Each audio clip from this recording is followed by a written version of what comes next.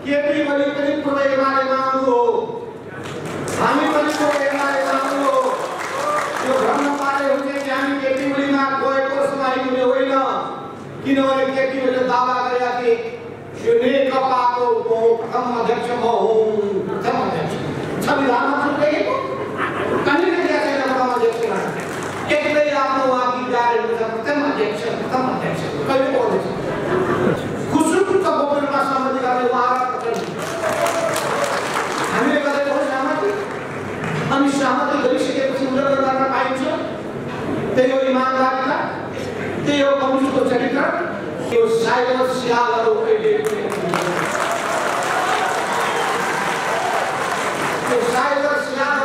पनि बाँचिरहेका छन्। हिजो मात्रै नेकपा हुँदाखेरि थियो होला भन्ने ठानेको त अब नेकपा एमाले पुनर्जीवन पाइसकेपछि सबै हराएर गएको होला भनेको त त्यस्तो रहेनछ। साइबर स्यालदेखि होसियार। आज तपाईँ जनताको बहुदलीय जनताको बडो हिमायती गराएको चाहनुहुन्छ। तपाईँ आज आएर मनोरञ्जनको विलासित हामीले थामेका छौँ एउटा नक्कली कुरा गर्न खोज्नु भएको छ। यस्ता भ्रममा तपाईँहरू गएर पर्नु होला। अब देखा परे ती विभिन्न धाराहरूलाई हामीले यथार्थ रूपमा स्वीकार गरेँ, चाहे त्यो हामीले सुरु गरेको एउटा धारा होस्, चाहे जो महाधिवेशन भूमि प्रतिले अगाडि बढाउनु भएको धारा होस्। पछिल्लो कालमा अनि हाम्रो मनमोहन अधिकारी उहाँको आफ्नै समूह भन्ने क्रियाशील थियो, उसको उहाँको समूह पछिल्लो कालमा क्रियाशील हुनु पुग्यो। यस्तै अनेक शाखाहरू जिल्लामा क्रियाशील थिए। त्यसले गर्दा हेर्दाखेरि लाग्दथ्यो कम्युनिस्ट आन्दोलन छिन्न भिन्न भएको। अब कम्युनिस्ट आन्दोलन धराशायी हुनेछ, तर कम्युनिस्ट आन्दोलन धराशायी भएन। जिल्लामा जिउँदै बाँच्यो, जनताको धुकधुकीमा बस्यो, फेरि सङ्गठित भएर अगाडि बढ्यो, चुरमुराएर उठ्यो। मसुरले भन्नु भए जस्तै हामी तल भुइँमा पछाडिएपछि धुलो टक्टक्याउँदै फेरि उभिएर अगाडि बढ्ने जमर्को गऱ्यौँ, चुनौतीको सामना गऱ्यौँ, सफलताको शिखरमा पुगिन्छौँ। त्यसो भए कमेन्टहरू यो स्थिति आज के उत्पन्न भएको छ तपाईँ हाम्रो घरमा फेरि प्रश्न यो स्थिति उत्पन्न हुनुमा अरू कोही होइन। नेपाल कम्युनिस्ट पार्टी एमालेका अध्यक्ष रहनुभएका केपी शर्मा ओलीजी उहाँले सबै कामको निम्ति, सबै घटनाको निम्ति, यो सबै अवस्थाको निम्ति, पार्टीभित्र विक्रमको निम्ति उहाँ नै जिम्मेवार हुनुहुन्छ कि हुनुहुन्न? यसको निम्ति हामीले तथ्य र प्रमाण चाहिन्छ भने एक बारी तथ्य र एक बारी प्रमाण आउँछ। पुरानो इतिहासको कुरा गर्ने हो भने राधाकृष्णलाई दिने वाले 2 घण्टा व्याख्या गर्न सक्नुहुन्छ। और मुकुन्द नेपालले बताउन सक्नुहुन्छ मोहनचन्द्र अधिकारीले केपी ओली 2030 सालमा विराटनगरमा बस्दाखेरि 2 महिना बस्नु भएको थियो। मैले उत्तर जिल्लामा लगेपछि त्यसलाई गिरफ्तार गरेर जेलमा राखेको। उहाँले बताउन सक्नुहुन्छ। अझै भन्नुहुन्छ भने मुकुन्द नेपालले यो झापा आन्दोलनमा लागिएको योद्धा त्यहाँबाट पुरान आउनुभयो र पहिलो मेरो भेट भएका पुराना योद्धामध्ये मुकुन्द नेपालले हुनुहुन्छ। उहाँले अहिले यहाँ पश्चिम बङ्गालको सबभन्दा खरेल धनेन्द्र बस्ने झापा आन्दोलनका योद्धाहरू उहाँले भन्न सक्नुहुन्छ। जेलमा बस्ने भएका, जेलमा सँगसँगै बस्नुभएका योद्धाहरूले सेन्ट्रल जेल होस् या अर्को जेल बस्ने योद्धाहरूले भन्न सक्नुहुन्छ ती विषयमा म जान्न चाहन्छु। उहाँको चिन्तन कस्तो छ, उहाँको व्यवहार कस्तो छ, उहाँको कार्यशैली कस्तो छ, कस्तो रहँदै आएको छ, यस बारेमा पर्याप्त अनुभव सुझाउने योद्धाहरू हाम्रो सामु हुनुहुन्छ। यस बारेमा त्यति लामोसँग तपाईँ दिन चाहन्छु किन हामी सबैलाई आज समय जहिले पनि थोरै हुनुभएछ, जिज्ञासा जहिले पनि धेरै हुनुभएछ। तर हामीले 2 दिनमा यो राष्ट्रिय भेलालाई सम्पन्न गर्न पाएछ। यत्रो ठुलो उपलब्धि छ, त्यसलाई व्यवस्थापन गर्ने कुरा सजिलो छैन। यी यस्ता व्यवस्थापनमा जुटेका सम्पूर्ण स्वयंसेवक र सबै कमरेडलाई धन्यवाद दिन चाहन्छु। तपाईले ठाउँको व्यवस्थापन गर्नुभयो, राम्रो ढङ्गले सञ्चालन वातावरण बनाइदिनु भएको छ र हामी आज कतिपयले एउटा सम्भवै छैन भनिरहेका थिए, कतिपय सूचना पनि फेक सूचना जारी गरिरहेका थिए। त्यो पनि योगेश भट्टराईको हस्ताक्षरको नक्कली कागज टाँसेर के भनेका थिए भने कि अहिले 4 र 5 गतेको भेला स्थगित गरिदिनु छ। म आफै पनि हेरेँ, होइन यो के पो आएछ, उहाँको नाम सही भएको कागज सही असली हो कि त्यसलाई फोटोकपी गरेर अर्कोले टाँसेर अर्को समाचार बाहिर सम्प्रेषण गरिएको रहेछ। त्यसैले मान्छेले भनेका रहेनछन्, त्यसै भनेका रहेनछन् कि यो साइबर स्यालहरू अहिले साइबर स्यालहरू अहिले पनि बाँचिरहेका छन्। हिजो मात्रै नेकपा हुँदा करिब थियो होला भन्ने ठानेको त अब नेकपा एमाले पुनर्जीवन पाइसकेपछि सबै हराएर गएको होला भनेको त त्यस्तो रहेनछ। साइबर स्यालदेखि होसियार, भोलि फेरि यस्ता सूचनाहरू जानेछन्, यस्तै गलत सूचनाहरू सम्प्रेषण गरिनेछन्, समाचारहरू आउनेछन् अनि त्यसपछि तपाईँहरूलाई अलमलमा पार्नेछ। कुनै किसिमको अलमलमा पर्नुपर्ने आवश्यकता छैन। अनि उनीहरूले भन्नेछन् यिनै नेताहरू आपसमा लड्न थाले, भारतीय समाचार त्यो लानेछन्। त्यस्ता कुनै पनि भ्रमपूर्ण समाचारमा तपाईँहरू नपर्नु होला, किन यो लडाईँ पदको लडाईँ होइन, यो सिद्धान्तको लडाईँ हो, यो नीतिको लडाईँ हो, यो विधिको लडाईँ हो, यो पार्टी निर्माणसँग जोडिएको लडाईँ हो। कस्तो पार्टी निर्माण गर्ने विषयसँग जोडिएको लडाईँ हो, त्यस हुनाले विचारसँग जोडिएको छ, उद्देश्यसँग जोडिएको छ, लक्ष्यसँग जोडिएको छ, यो इमानदारितासँग जोडिएको छ, यो आन्दोलन प्रगतिको निष्ठासँग पनि जोडिएको छ। यी सबैसँग जोडिएको हुनाले यसको अग्नि परीक्षा हुनेछ। त्यो अग्नि परीक्षामा हामी उत्तीर्ण हुन तयार छौँ, अरूलाई पनि चुनौती दिन्छौँ। यदि कम्युनिस्ट आन्दोलन अगाडि बढाउन चाहनुहुन्छ भने बताउनुहोस् कम्युनिस्ट आन्दोलन कसरी अगाडि बढ्छ। पहिलेको सन्दर्भको धेरै चर्चा गर्न चाहन्छु। 2071 सालमा केपी ओलीजी यो पार्टीको अध्यक्ष हुने दुर्भाग्य हो भनेर मान्देको त अहिले पनि भन्नुहुन्छ। उहाँ अध्यक्षमा निर्वाचित हुने दुर्भाग्यपूर्ण भयो र यो कम्युनिस्ट आन्दोलनको रातो लाग्ने र अब नेकपा एमालेको अब सामुमा सङ्कटै सङ्कट अब निम्तिने भयो भने धेरै लाग्न थालिसकेको छ।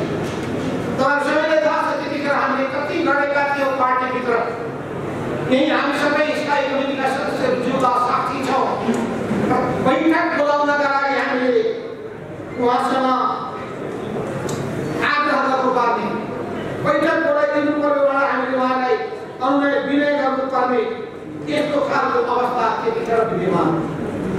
त्यसको निम्ति कतिचोटि हामीले चिठीहरू लेख्यौँ, के फरक दर्ज गऱ्यौँ, ती दस्तावेजहरूको बारेमा व्याख्या गर्न धेरै समय लाग्नेछ। कुन नीतिको बैठकमा के भएको थियो अघि पढ्नेले व्याख्या गर्दाखेरि भन्नुभयो। त्यसैले त्यतिखेर पनि उहाँले कति पूर्वाग्रह राख्नुहुन्थ्यो, टिकट वितरणमा पूर्वाग्रह राख्नुहुन्थ्यो, नियुक्तिमा पूर्वाग्रह राख्नुहुन्थ्यो, कार्यविभाजनमा पूर्वाग्रह राख्नुहुन्थ्यो, कामको जिम्मेवारी नियुक्तिमा पूर्वाग्रह राख्नुहुन्थ्यो। त्यस हुनाले हाम्रो एकता बडो बलियो छ, किनभने सबैको पीडा व्यथा वेदना समान छ। मारुनी खानेदेखि लिएर विरोधको विवादको श्रृङ्खला लामो छ।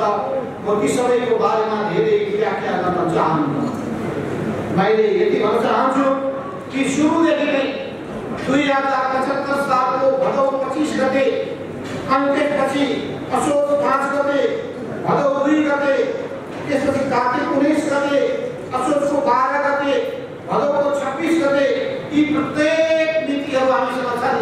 कसरी हामीले के विषयमा बहस गऱ्यौँ, विवाद गऱ्यौँ, हामीले विषय उठायौँ र ती सबै विषय केसँग जोडिएको थियो थाहा छ। बैठक बस्नु पर्यो, बैठकैमा बस्यो।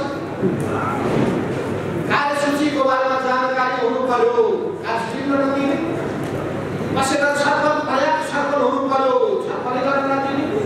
उहाँको एक गौरव भाषण सुनेर हामीले बस्नुपर्ने, उहाँको प्रवचन सुनेर अरू कसैको राय विचार अनुभव सल्लाह लिनुपर्ने कुनै आवश्यकता महसुस नगर्ने। अनि भएको निर्णयको इमानदार पालन गर्नु पर्यो। यी भएनन्। कोभिडको महामारीको बारेमा पार्टीको कमिटीमा छलफल गर्नु पर्यो। कसरी प्रभावकारी रूपमा हामी जान सक्छौँ, सरकारको प्रभावकारितालाई, जनताको हितको कामलाई कसरी प्रभावकारी बनाउन सक्छौँ भनेर प्रश्न उठाउँछ। उहाँ कुरा छलफल गर्न तयार हुनुहुन्न। कस्तो समाजवादको पार्टी मोडेल हुन सक्छ भन्ने बारेमा छलफल गर्न भन्छ, तयार हुनुहुन्न। यी जम्मै कस्तो विधेयक ल्याउने भन्ने कुरा, संसदभित्र सरकारले कस्तो नीति ल्याउने भन्ने कुराहरू, अन्तर्राष्ट्रिय नीतिसँग जोडिएका विषयवस्तुहरू, त्यसबारेमा सबै छलफल गरौँ। यी सबै विषयमा कहिले पनि छलफल गर्न तयार हुँदैन। कोही सबैले सङ्कट ल्यायो। स्वाभाविक हो जब कमिटी प्रणाली स्थापित हुँदैन, कमिटीको रूपमा कहिले काम गर्दैन। एउटा व्यक्तिमा के आउँछ भने आई एम द पार्टी, म हो पार्टी, मै हो राष्ट्र। त्यस्तो मनस्थिति भइसकेपछि त्यसलाई के भन्छ थाहा छ? त्यो प्रवृत्ति भनेको तानाशाही प्रवृत्ति। त्यो तानाशाही प्रवृत्ति आफूलाई केन्द्रमा राख्ने प्रवृत्ति। त्यसो हुनाले सबै समस्याको जरो भनेको यति भोलिमा आएको अहङ्कार, व्यक्तिवाद, उर्गत मनोवृत्ति, एजेन्ट मण्डलीको चाहना, उहाँको मूल पक्ष, उहाँ इमानदार मलाई आलोचना मन पर्दैन, मलाई सुझाव मन पर्दैन। त्यसो हुनाले यसरी चिजले समस्या खडा गर्यो।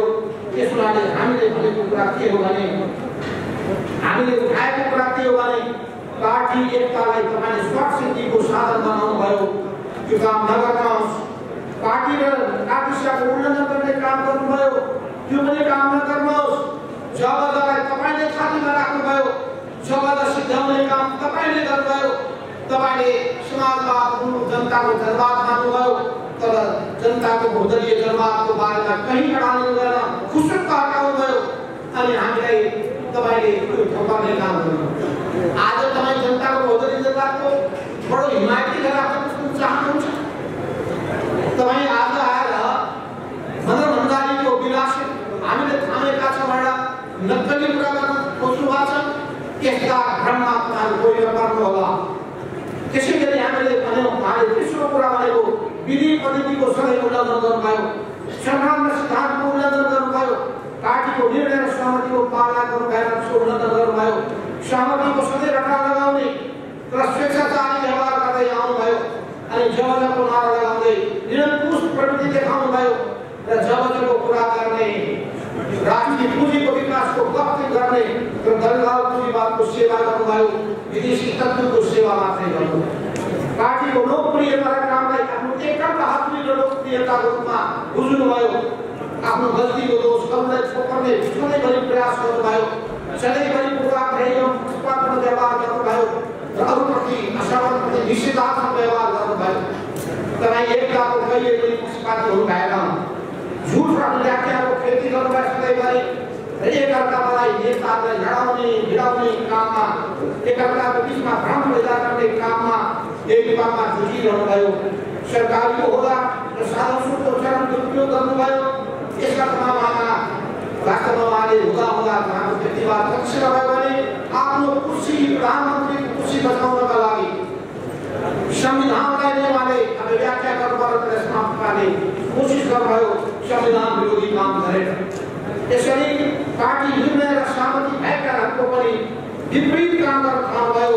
यसमा उहाँमा सुरुदेखि कुसञ्चार गर्ने प्रवृत्ति विद्यमान भयो। उहाँमा समाजवादको गन्तव्यमा जाने कुनै चिन्तन देखिँदैन। सामाजिक आर्थिक उत्पादनको चाहना सङ्कट भएको देखिँदैन। यी सबै कुराहरूको सन्दर्भमा आज हामी छलफल गर्नेछौँ। र यो पछिल्लो सन्दर्भमा तपाईँ चेयरम्यान खनाल कमरेड लिएर राष्ट्रपति साथीले बताइसक्नु भएको छ। पछिल्लो समयमा जब सर्वोच्च अदालतले फैसला गर्यो पार्टी एकीकरणलाई मान्दैन पुरानो अवस्थामा फर्किनुपर्छ भन्यो त्यो आफैमाथि निर्णय गलत छ दुईटा सार्वभौम अधिकार भएको पार्टी हामीले एकताबद्ध हुन चाहन्छौँ भन्ने निर्णय गरे दुईटैको केन्द्रीय कमिटीले निर्णय गर्यो एकताबद्ध पनि भयो एकताबद्ध भइसकेपछि नयाँ कमिटी बन्यो त्यसलाई निर्वाचन आयोगले मान्यता दियो त्यसपछि नेपाल राजपत्रमा प्रकाशित पनि भयो त्यही नाममा पार्टीले चुनावमा भाग पनि लियो चुनावमा निर्वाचित प्रतिनिधिहरू झन्डै 300 को संख्यामा उपनिर्वाचनबाट चुनिएर पनि आए त्यसपछि हुँदैन जन्मेको बच्चालाई एकीकरणमा फर्काऊ जन्मिसकेको नयाँ पार्टीलाई मान्दैन पुरानै ठाउँमा मरिसकेको पार्टीमा फर्क भाडा फैसला आयो सर्वोच्चको फैसला मान्न हामी बाध्य गरेकोले र ठिक छ भनेर हामी त्यहाँ आउनु भनेको केपी पनि पूर्व एमालेमा आउनु हो हामी पनि पूर्व एमालेमा आउनु हो यो भन्न पारे हुन्छ कि हामी केपी ओलीमा गएको समाई हुने होइन किनभने केपी ओलीले दावा गरेका थिए यो नेकपाको प्रथम अध्यक्ष म हुँ प्रथम अध्यक्ष संविधानमा लेखेको कहिले लेखेको छैन प्रथम अध्यक्ष एक्लै आफ्नो उहाँ विचारहरू छ प्रथम अध्यक्ष कहिले बोल्दैछ सहमति गर्नुभएको छ दुईटैले पालो अध्यक्षता गर्ने सहमति भएको छ अनि एक्लै घोषणा गर्दै हुन्छ म प्रथम अध्यक्ष हुँ अनि सरकार गरेको आधा कार्यकाल चलाउने भन्नुभएको छ अनि सिंहै कार्यकाल मैले एक्लै किन सहमति गरेको हामी गरेको खुसुक्क गोपनमा सहमति गर्ने उहाँहरू हामीले गरेको हो सहमति अनि सहमति गरिसकेपछि उल्लङ्घन गर्न पाइन्छ त्यही हो इमानदारीका त्यही हो कम्युनिस्टको चरित्र त्यसो हुनाले हामीले गर्यौँ यसले इमानदारीता नराखेपछि मान्छेले विश्वास गुमाउँछ र सामान्य मान्छेले विश्वास गुमाउँछ कम्युनिस्ट भएकाहरूको विश्वास अझै मान्छेले धेरै धेरै ठुलो विश्वास गुमाउँछ यस अर्थमा हिजोको हामी सन्दर्भमा पनि अहिले जसरी दोष दिन खोजिया छ त्यो बेकारको कुरा उहाँले हो दोषी बरु हामीले के भन्नु भन्दाखेरि यो एकीकृत भएको आन्दोलनलाई एकताबद्ध बनाएर जानुपर्छ त्यो बेला हामीले कुनै गति गरेका होइन त्यो बेलामा सहमत भएको विधान अनुसार जाऊ हामीले भन्यौँ विधानको आधारमा पार्टीको आर्थिक प्रतिवेदनको आधारमा अगाडि बढ्नुपर्छ भन्ने कुरा गरेर हामी गल्ती गरेका हौँ त्यो निर्णय उहाँले पालन गर्नु पर्दैन त्यो निर्णयको निम्ति उहाँ पालन गर्न बाध्य मान्छे होइन र उहाँले के ठान्नुभयो भने म सबैभन्दा माथि हुँ पार्टीको विधानले के भन्छ त्यो नेकपाको विधानले पनि नेकपा एमालेको विधानले पनि भन्छ व्यक्ति संगठनको मातहतमा हुन्छ त्यो चाहे जुनसुकै पदमा बसेको मानिस किन नहोस् यो संगठनको मातहतमा हुन्छ दोस्रो अलमत बहुमतको मातहतमा हुन्छ तेस्रो पार्टीभित्र सबै विषयमा छलफल बहस गरिनु पर्दछ पार्टीको विधिगत सञ्चालन गर्नुपर्छ योग्यता क्षमताको सही मूल्याङ्कन गर्नुपर्छ कार्यकर्ताप्रति कुनै भेदभाव गर्न पाइँदैन आग्रह पूर्वाग्रह राख्न पाइँदैन यसमा सबैप्रति बडो न्यायोचित व्यवहार हुनुपर्छ यही हाम्रो मान्यता होइन यी कुराहरू हामीले गल्ती गरेका होइनौँ उहाँले पार्टीको विगत समयमा पनि पछिल्लो समयमा पनि एकीकरणको काममा अगाडि बढाउनै चाहनु भएन किनभने यो आन्दोलनमा तहस पार्न अस्तव्यस्त पार्न खोज्नुभएको रहेछ त्यसमाले कमरेडहरू आज हामी बसेका छौँ यही समस्याको बारेमा छलफल गर्नका लागि वर्तमानसँग हामी आपसमा अन्तर्क्रिया गर्नका लागि तपाईहरुका कुरा सुन्नका लागि हाम्रो कुरा सुनाउनका लागि तपाईहरुको मनमा रहेका जिज्ञासाहरू के छन् त्यसलाई सुन्नका लागि र त्यसपछि तपाईहरुका राय विचारहरू विभिन्न विषयमा बताउनका लागि पनि हामी भेला भएका छौँ यो हाम्रो कर्तव्य पनि हो किनभने अन्यमा परेका कार्यकर्ताहरू निराश हताश भएका कार्यकर्ताले वास्तवमा आन्दोलन जोगाउन सक्दैन र आन्दोलन बढाउन सक्दैन त्यसैले कम्युनिस्ट आन्दोलनलाई जोगाउनका लागि बचाउनका लागि कार्यकर्तामा उत्साह पैदा गर्नुपर्छ ऊर्जा पैदा गर्न सक्नुपर्छ सही र गलत त्यो प्रश्न पार्न सक्नुपर्छ सबै खालको अन्योन्यताबाट चिन्ह मुक्त गर्न समाजवादी पार्टी बाटोमा अगाडि बढ्न प्रेरित गर्नुपर्दछ। यसर्थ पछिल्लो समयमा जब सर्वोच्च अदालतले दुईटा अलग अलग पार्टी फर्का बनिसकेपछि हामीले आशा गरेका थियौँ। आशा के गरेका थियौँ भने अब नेकपा एमालेको कमिटीको बैठक बस्ला। एउटा खबर पनि आयो, ईश्वर पोखरेल महासचिवको नाममा सचिवालयको बैठक बोलाइएको छ। र तपाईँलाई थाहा छ सचिवालयमा को रहन्छन् भने महासचिव 1, 2 उपमहासचिव 3 र 5 सचिव 8 जना छन् सचिवालय। तर समस्या के पर्यो भने हाम्रो भोलिजीलाई कि 8 मध्ये 4 फेरि हाम्रो समूहका रहेछन्, हाम्रो विचार समूहका परे 4 वाक्यकी भोलिका विचार समूहका परेछन्। मलाई त्यो पढ्दै पढ्दै आज सुनिहाल्नु भएको वार्ता मलाई कुनै पनि हालतमा अलपतमा पर्ने गल्ती गर्दैन। पार्टीको विधि म तोड्ने काम गर्दिन भन्नु न उहाँ। म जसरी रहे पनि आफ्नो कुरा माथि चालेर पनि एउटा थियो नि 2टा पहलवानहरू कुस्तीमा उत्रिन्छन्, एउटा हारेछ लडेछ, उत्तानो उचित भइसकेपछि मेरो खुट्टा उचालेर भन्छ मेरो खुट्टा त माथि छ। हारिसकेपछि पनि स्वीकार त्यस्तो खालको मान्छे के हो। किनभने मैले पराजित हुन जानेकै छैन, पछाडि परिण मैले जानेकै छैन, फेरि त्यही बाटो हिँड्ने मैले जानेकै छैन। उहाँका उक्तिहरू छन्, त्यो उक्तिहरू अर्थमा प्रकाश गर्ने कामै लाग्ला। केपी ओली उभा छ, के कसैलाई के भन्नु भएको छ। त्यसो हुनाले पछिल्लो समयमा हामीले आशा गरेका थियौँ कि फेरि बस्ने छ र हामीले मेसेज पनि पठायौँ। हामीले 6 कुरा गर्यौँ। पहिलो कुरा अहिले पनि हाम्रो कुरा त्यही छ। पहिलो कुरा पूर्व एमाले एकता हुनुभन्दा पहिलेको पूर्व एमालेको संगठनात्मक संरचना अनि त्यसका राजनीतिक वैचारिक मान्यताहरू अनि त्यसका सबै नेतृत्वहरू र सबै सदस्यहरू यथावत रहनेछन्। यहीँबाट प्रस्ताव दिनु हुनेछ, केवल सुरु गरिनुहुन्छ। दोस्रो हामीले भने अबदेखि पार्टीलाई विधि पद्धतिको आधारमा संगठनात्मक सिद्धान्त मेरो पद बचाइदिनुहोस् न भन्दै थिए कि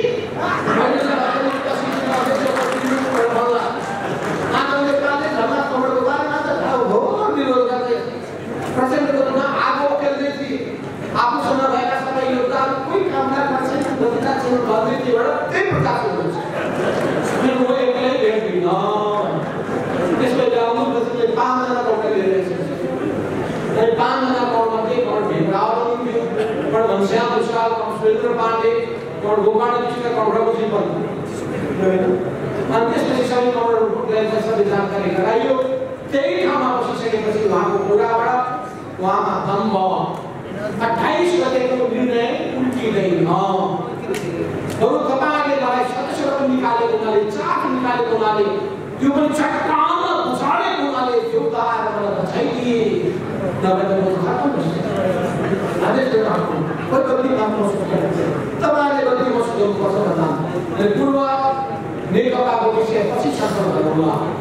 हाम्रो बिचको पनि विगतको कुरालाई कहिले बहसको विषय नबनाऊ। त्यसलाई हामीले एकछिन थाकी राखौँ। अहिले नयाँ सिकाबाट जाउँ, आपसमा गुनासो नगरौँ, नयाँ अध्याय सुरु गरौँ। हामीले प्रस्ताव र हामीले पहिलो प्रस्ताव दिनु भनेको पुरानो पार्टीलाई यो ठाउँबाट सुरु गरौँ भन्दाखेरि त्यो सुरु हुन सक्दैन। भनेपछि बरु तपाईँहरूले जे गर्नुभएको छ त्यो गल्ती महसुस गर्नुहोस्। मैले जे गरेको छु ठिक गरेको छु भनिसकेपछि अनि त्यसपछि हामी विश्वास राखेको भने केपी ओलीको अहङ्कार दम्भले यो पार्टीलाई छिनभिन्न पार्न खोजिरहेको छ। एकताको ढोका सबै बन्द भइसकेको छ। उहाँले 4 गतेको भेलालाई स्थगित गर्नु भन्नुभयो। हामीले पनि स्थगित गर्छौँ। 4-5 को भेला स्थगित। यदि तपाईँले 28 गतेको केन्द्रीय कमिटी भनिएको तपाईँको भोटको भेला हो, त्यो भेलालाई जुन नाम त्यो अवैधानिक छ, त्यो भेलालाई तपाईँले अवैध घोषणा गर्नुहुन्छ, फिर्ता लिनुहुन्छ, त्यो निर्णयमा पछि हट्नुहुन्छ भने हामी भेला रोक्न तयार छौँ। त्यति पनि भन्यो हामी।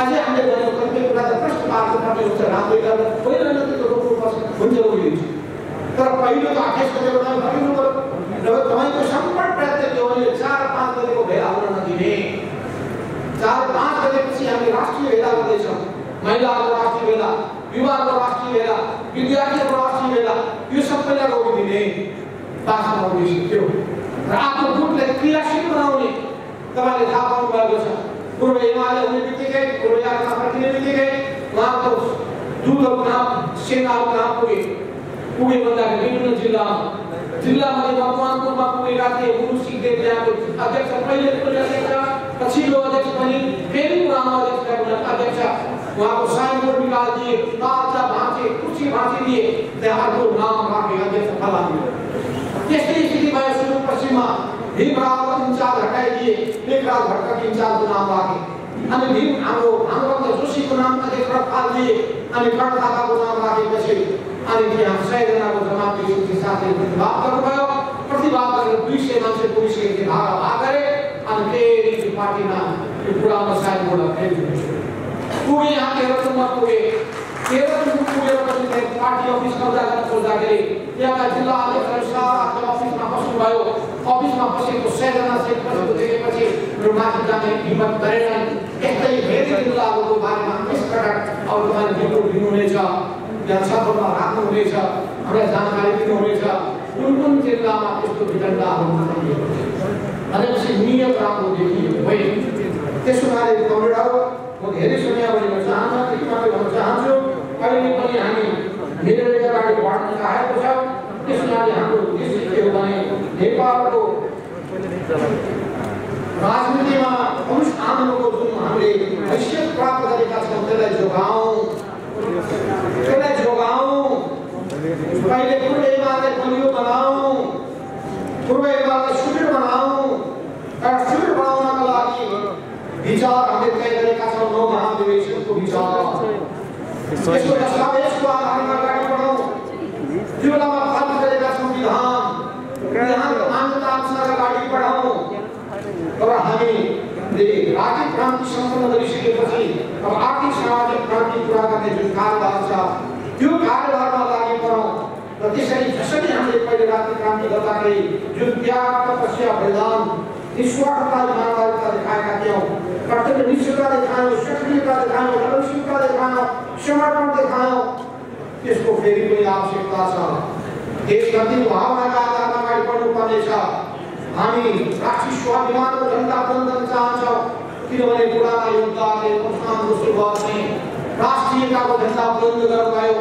नेपाली कम्युनिस्ट देश अक्षम भनेर स्थापित गर्नुभयो पछिल्लो कालमा हामी लोकतन्त्रको आन्दोलनमा प्रजातन्त्रको आन्दोलनमा जुट्यौँ र कम्युनिस्टको अधिनायकवाद भन्ने कुरालाई चिन्यौँ जनताको बहुदलीय जनवादको मूल मर्म मान्यता के थियो भने पार्टीको लोकतान्त्रिकरण गर्ने समाजको लोकतान्त्रिकरण गर्ने र राज्य व्यवस्थाको लोकतान्त्रिकरण गर्ने त्यही उद्देश्यको आधारमा लोकतान्त्रिक शक्तिको रूपमा कम्युनिस्ट पार्टीको पहिचान स्थापित गर्यौँ र हामीले आम गरिब निमुखा निर्धन जनताहरूको पक्षमा दृढताका साथ सामाजिक न्याय सहितको समृद्धिको पक्षमा कम्युनिस्टहरू उत्रिन्छन् भन्ने मान्यताको साथमा अगाडि बढ्यौँ र अहिले पनि हामी समाजवादको यात्रामा जानु छ त्यो जानका लागि चाहिन्छ सही पार्टी क्रान्तिकारी पार्टी ठिक गरी सञ्चालित मार्क्सवादी सिद्धान्तमा आधारित रेलवादी सिद्धान्तको आधारमा चलेको पार्टी त्यो पार्टी निर्माण गर्ने काम हाम्रो काममा छ केपी ओलीले गरे पनि हामी